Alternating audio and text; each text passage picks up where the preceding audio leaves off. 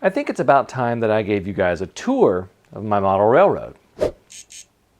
This video is brought to you by Model Railroad Academy. Model Railroad Academy is your online resource for model railroad instructions, ideas, and information, with loads of tutorials and articles for model railroaders of every skill level. I've recently been going through their catalog and watching some of their older videos, including this one from Don Kassler and the M&K division of the B&O. It's been really cool to watch and see all the old techniques he used.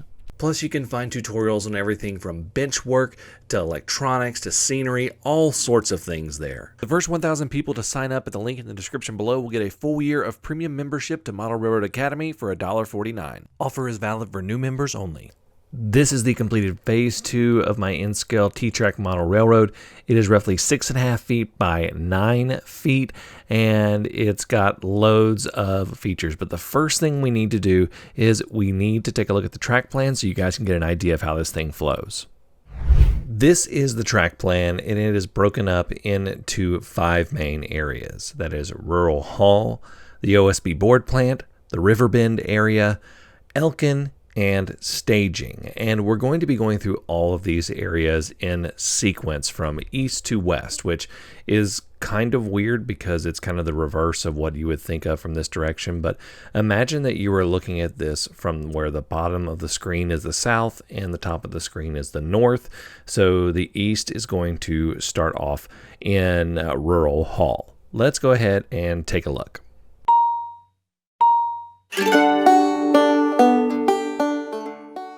Rural Hall is actually a real town in North Carolina. In this particular case, I'm doing a little bit of freelance and taking a few liberties. It is 2 T-track double sections, and it has a few buildings around it. It also has a engine servicing facility that I'm working on for the Blue Ridge and Western. And what it is basically, it is the entrance to everything. It's basically everything runs around here. It's also got one end of the runaround track that services all of the industries on the other side of this particular peninsula.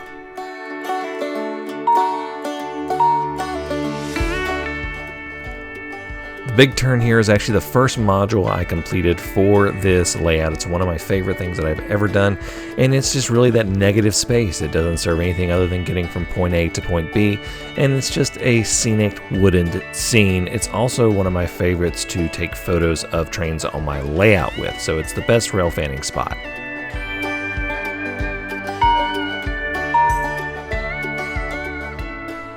Coming out of the big turn, we go through a double crossover, which is the other end of that runaround track, and then we come to the OSB board plant. Now, this is the largest single industry I have put on this layout so far, and it has some 3D printed details going on. I'm still working on that, but this is going to be an ongoing project throughout. It's already got some details on it, but I can't wait to get this finished up. I think it's going to be one of the cooler looking industries that I've ever done, so still got some work to do on it.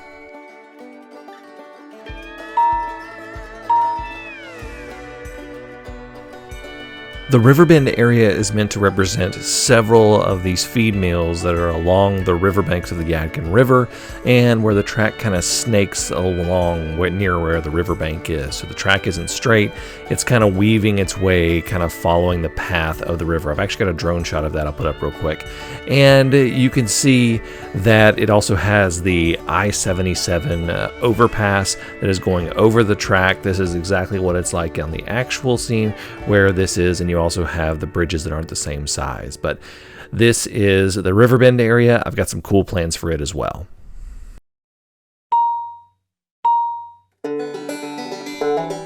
Elen is a town that I tried to get a little bit closer to the prototype than the other ones. Matter of fact, this crossing right here is meant to imitate this crossing right here in Elen. You can see I actually feel like it did an okay job with it. Obviously it's not perfect, but also you have this industry right here, which is Elen Steel, and this is what it looks like in real life. And what they do is they basically make steel fabricated buildings, so like metal sheds and things like that. And that is what I have there. I've also got this little tributary into the Yadkin River. This is not meant to be the Yadkin River, but a little tributary that's on the west side of downtown. Now the town itself has another siding in addition to the steelworks, and that is a team track. I'm going to use that as a transload facility, so you'll be able to see tankers, boxcars, all sorts of things right there.